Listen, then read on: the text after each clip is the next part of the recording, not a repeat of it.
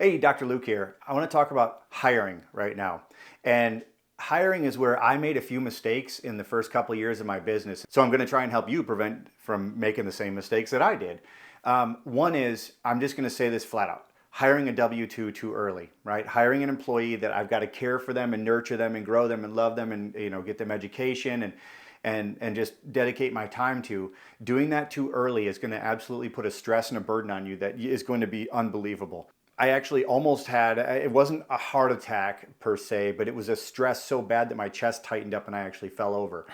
I actually went down to my knee, not like I went face first or anything, but I got so stressed that my chest was so tight and hurt so bad I hit my knees. And that was because I brought on employees too early. No joke, that's what it's from. Because as soon as you bring on employees, you realize that you have to work 10 times harder because you care about them, right? And so you want to make sure that they're being paid, they're being fed, their families are being cared for, right? And you're loving and nurturing them. So the reason I say this, there's other alternatives to hiring W-2s right away. And first and foremost, I would strongly suggest what we did. You don't have to do what we did, but I'm just expressing what we did, and maybe it'll help you. Instead of hiring a W-2 right away, we got on a grocery service that delivered our groceries. Pretty easy. We got a pool crew to take care of the pool. We got a lawn crew to take care of the lawn. We got a cleaning crew to take care of the house. And so we did all of those, and those, surprisingly, a lot of people think they were expensive. I used to think they were expensive, but collectively, they're actually cheaper per year than most employees. So I got 4 services that relieved a ton of burden around my house so that I could focus more on the business and my wife could focus more on the business as well. And so we also did for a while there have a 5th one, which was doing the meal services, like the really super healthy meal services. But my wife has some dietary needs that made it really, really difficult for us to get that service continued. So the private chef probably will be another one that may come in the future, but I don't know that we need that now because we've got plenty of cash flow. The whole problem is in the beginning, what happens with your revenue is it goes up and down and up and down, right? And it's really inconsistent for the first, I don't know, say year if you're lucky, 2 years it might go on for, but for our first year it was pretty all over the place. And so when you bring on somebody, you have to have a steady revenue stream to make sure that you're paying your employees at all times. And you've got insurances and all sorts of stuff. So if you bring on an employee, say at $100,000, then you're talking that's $135,000 employee, and you got to remember that, right? And then you got your salary as well, and so the problem with that is there's just a lot of flexing in the first year. So what I strongly suggest is getting those services so you don't have to deal with that. It's going to help you tremendously. And then the other part is before you hire your first W-2, making those relationships from your networking there and using 1099s as independent contractors, they're a little bit more expensive than a W-2 might be. But the thing is, they're going to help get your business off the ground. And now they're also going to make sure that your business plan is viable. Because if you keep growing, right, then, okay, yeah, grab W-2s, start hiring people on. But in the beginning, while you're testing things out, independent contractors, you don't have to care for them the same way. I mean, you still care about them, of course I'm saying that, but they usually work for other companies as well, and they have their own gigs off to the side, so they're well cared for. You're just another job to them in most cases. So the point is getting 1099s is actually a little bit easier. So step 1, hire services just to offload your normal daily work or your routine monotonous work around the house and around the yard and all that stuff. Step 2, use some 1099s for a little bit of time with some relationships that you've built over in the past.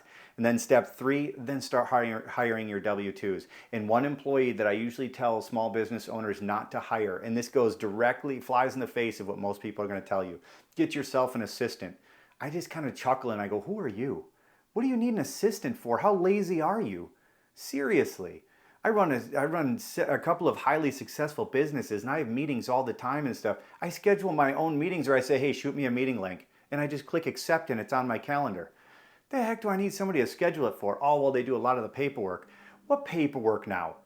If it needs to be done really bad, my wife does a lot of the heavier lifting, like kind of legal type paperwork. She'll do a lot of that stuff. But if it's the tedious paperwork, like putting together a capabilities document or something, use the information you have and your website and all that. Put it into ChatGPT and massage it, and it'll spit it out for you. I mean, you can do a capabilities document in 15 minutes by asking it the right questions, putting the right information in for your particular business. And then once you've queued up ChatGPT right, I can spit out documents super fast now. I mean, we even do government proposals using a lot of stuff from ChatGPT and other AI services. So what do you need an assistant for? What a waste. So my point with this video is just think your way through your first hire. There are several more options besides just hiring people on. And also, I know you're going to want to offer them really high salaries. We'll talk about this in another episode, but don't offer them at the top tier, even if they're friends or family, which again, that's a whole nother concept. And I work with a lot of families, so I understand how this works. I definitely have a lot of good advice there, and it can be great. But don't offer them the highest. Like if that role in industry makes 150,000, don't bring them on at 150,000. Don't do that. There's like hardly any room to grow at all. So generally bring them in at the lower to mid tier, because their family, their friends, they're generally gonna be brought in a company like yours. But don't max people out right away. And also you're saying, well, that's taking advantage of your family and friends. It's not. It's saying, hey, listen, we don't have much cash flow, but as we grow, I'm going to give you raises. You should never. I always tell people you should never need to ask me for a raise ever, because I will always take care of you, and that is because you took a risk on me by coming in at that lower end, and I'm so thankful for that, and I'll make it worth your while. So I definitely take care of my employees for sure, but I do ask them to come in a little bit lower as we're working our way through and growing as a company, and then they get paid accordingly as we start to grow. So there's all sorts of packages, and I also pay bonuses and all this other stuff, and they know all that. And also they get paid for bringing business in too. I usually give them about 20%. So anyway, there's all sorts of structures you can do, but I don't want to get too off kilter here. What I'm talking about with your first hire is just make sure you really think through what's right for you in the situation that you're currently in. And please, unlike me where I screwed it up, don't rush things. That's all I can say. I know you want to go a million miles an hour. Don't rush things. You'll know when the time is right. You will. You just kind of feel it. Like I can't take on another task. It won't happen. I just can't do it. Okay, good. Now what can I offload? What can I turn over to somebody else to do? And then they can add value to the company. All right, well, that went a little longer than I wanted, but hopefully this was good information for somebody who needed to hear this. But let's get to work and ditch the excuses.